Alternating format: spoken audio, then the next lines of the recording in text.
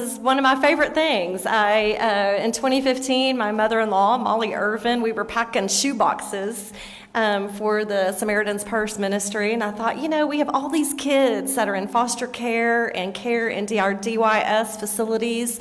Those are our kids. We're legislators in the executive branch, the judicial branch. We need to make sure that we reach out and do something special for the kids that are in our custody. And the policies that we create, there is nothing more important or more significant than the policies we create that effectively direct our children and our youth and the families that they are coming from and the families that they are going to, whether that be foster families or forever families. But the most significant policy we could ever pass or ever work on is the policy that really directly affects our children, our youth, and the stabilization of families. And so Molly Irvin, my sweet little mother-in-law, we decided to do Christmas in the Capitol, and Governor Hutchinson and his wife Susan at the time were just amazing, and they said, yeah, let's do this. And so the tradition started, and all of my colleagues that are here with me, the legislators, they're the ones that really pitched in and helped. And they come every year and they support this. They bring gifts. There's the different professional associations, lobbyists. We have Larry Walther here, our treasurer. We have constitutional officers, Leslie Rutledge, Tim Griffin. Everybody has sent gifts. Tommy Land and Dennis Mulligan and John Thurston. Our judicial Supreme Court justices, Rhonda Wood and John Dan Kemp, our Chief Justice. So many of them have pitched in over the years to support this. So this is an all hands-on deck effort, and we are so happy to partner with Project Zero and the call specifically. And we're excited that they're always here and have always participated with us to celebrate this. There's so many events around the state that do this, but the reason why we want to do it here is because this capital is the children's capital. This is their capital. And these are the kids, these are the constituents that matter the most that we should really be focused on at Christmas, particularly those that are in foster care and DYS. So it's a thrill. I'm so excited. I think this is the most gifts we've ever had, but it's so much fun to have all of you here, and it is my incredible honor and pleasure to introduce our governor, Sarah Huckabee Sanders, and her husband, Brian Sanders. If they will come forward, we are so thrilled that you're here and participating with us. Our second time you're here. Last year was her first. But we're so thrilled that we have a governor who is focusing on children and on youth and strengthening families and bringing health back to our kids in so many different aspects and ways. And so, Governor Sarah Huckabee Sanders.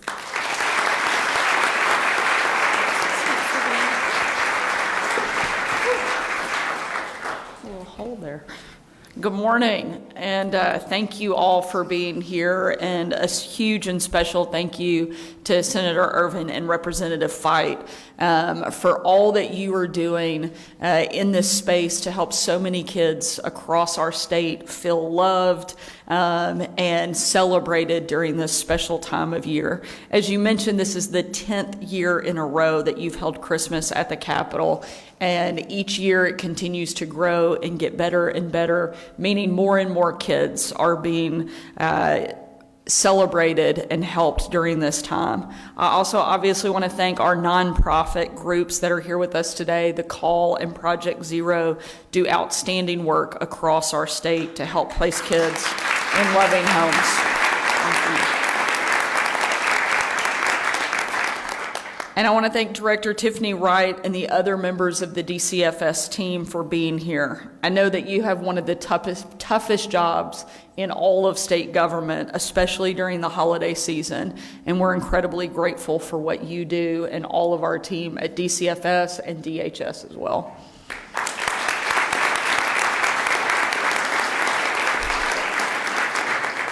2024 has been a big year for our foster and adoption community. I've worked with a lot of the people that are here today to put even more support for our foster families and our adoptive families in place. And I know that our next legislative session, we have even more work to do. But in the meantime, I want to celebrate some of the great milestones that we've had.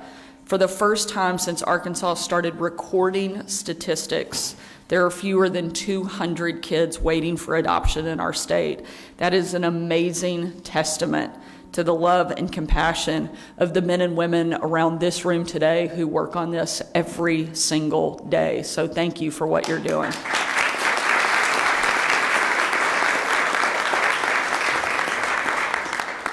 And I want to share one story that I've put out on social media, but it is one that I think is just so unbelievable and really speaks to the dedication of the people who work on this issue day in and day out. But it's about a boy named Jose. He's 17, and he has spent more time in foster care than any other kid in Arkansas's history.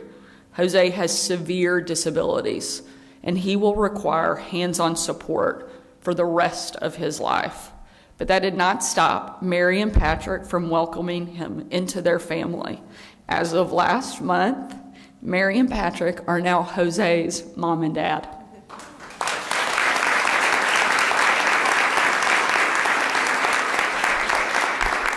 And there are kids all around our state, unfortunately, just like Jose. And while all of their stories are very different and unique, and each situation requires its own set of circumstances, one thing brings them all together. And one thing is that they all deserve to be and feel loved. And today's event helps do exactly that. So thank you for your leadership, Missy and Charlene, and for everyone who has helped and given to make Christmas at the Capitol such a huge success. I'll now turn it over to somebody who I mentioned before, but has done more in this space maybe than just about anybody, and that is DCFS Director Tiffany Wright, who does an amazing job. Tiffany, please come up. Thank y'all.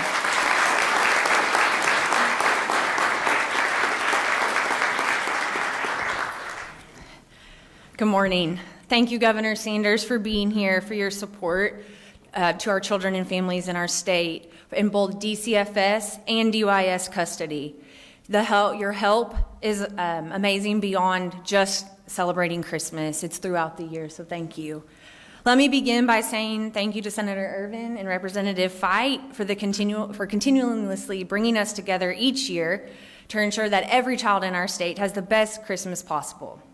On behalf of both DCFS and DYS, we are appreciative of all who have contributed to this event to help children and families in our state have this best Christmas.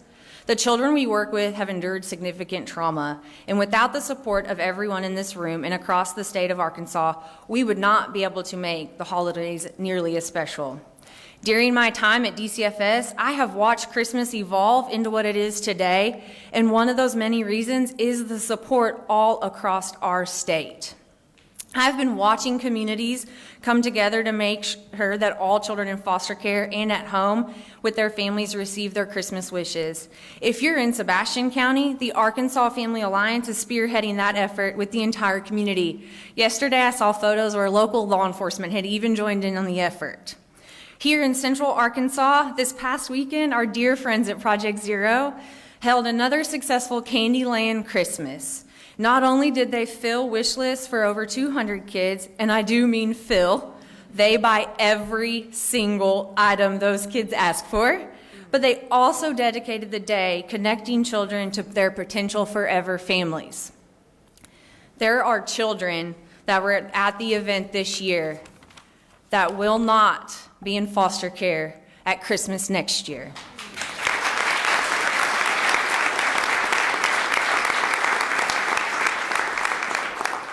Meanwhile, in Northeast Arkansas, Together We Foster is having events for families and walking alongside DCFS to fill those Christmas wish lists.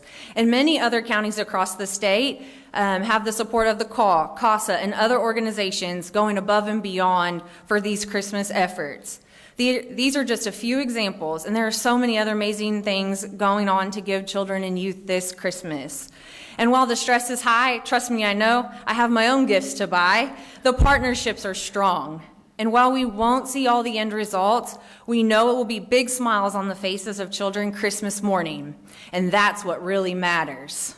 As I close, I need to also recognize the legislators and others who have contributed to this day. Without this, there would be children and youth who would not have anything. Even more important than having a gift under the tree is about the connections and feeling the love that comes from the word home. And so today, I'm pleased to introduce you to our next speaker, Kristen Butler, who's the Executive Director of The Call.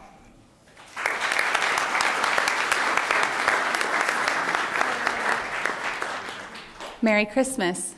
What a distinct privilege it is to even stand in this room with each of you.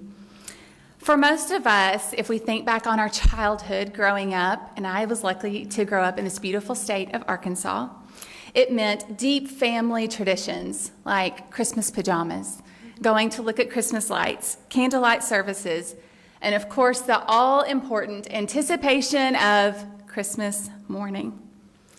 Just a few weeks ago, I met a very special young man. And this young man is a high school senior in our state. And like any good Southern young man, and is represented by many donations on this table, he lives and breathes football. In fact, he's very, very, very talented. And so we have many in-state colleges that are actually recruiting him now. And I believe he may have an in-state offer to play ball here. But in the middle of all of this excitement of his senior year, he has found himself thrown into the midst of this world we call foster care. Statistics tell us that finding a placement for this senior boy is going to be difficult. I was in a meeting with a foster family with The Call one day, and as we were wrapping up, she shared, hey, I have to run. I have this placement call with DCFS, and it can be hard to place kiddos in care, but my heart's just there. I want to see what we can do to help. So she rushed out of our meeting to go take this important phone call. And about 45 minutes later, I get a text message, and it says, I'm taking a placement for a long weekend. And it was our football friend. On Monday, we got together, and the first thing I asked was, how did the weekend go? And she shared with me how they had had the honor of taking him to early morning football practices, picking him up from late, faraway football games, and she shared a few of their car ride conversations, which included, do you know where I'm going to go next? Thank you for picking me up as he fell asleep in the car. I just don't know about this not knowing where I'm going situation. And all I want to do is play ball. When he left their house for a more permanent location, the foster family shared with him their desire and their excitement to come watch him play another football game. To which he excitedly asked, and can we take a picture on the field after the game, like a family? Can you imagine your senior year in high school, your life is turned upside down and inside out, and all you can dream of is normalcy, and your sole desire is a family picture on a football field in your hometown? You see, this young man's story is not unique. In fact, in Arkansas today, we have approximately 3,500 children and youth in foster care, longing with great anticipation for the biggest thing, a family, for connection, for someone to say yes. Real kids, real hopes, real dreams, real futures. But you see, their future is contingent on something very important. It's contingent on me, and it's contingent on you to put our yes into action. Let's just stop and think for a moment about the impact that we could see in each of our own home communities and as our state collectively if we each were willing to put our yes into action. We have such power to impact the lives, like our football friend, but only if we choose to act. What an incredible privilege it is to know that one yes can so positively impact the single life of one youth. A yes from an ordinary person like me, or an ordinary person like you, from an ordinary place like Arkansas, is instrumental in extraordinary futures for our youth. Many of you stand in the gap every single day. To thank you all by name would be impossible, but thank you.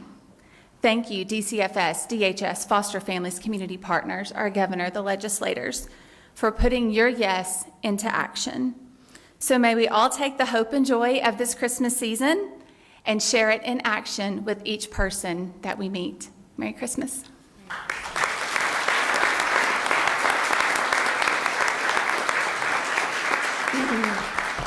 Thank you so much. And as we close, I'm going to ask everybody that's a legislator and on this side to grab a present and hand a present to everybody that's in the room. And if you're outside the room, please come in.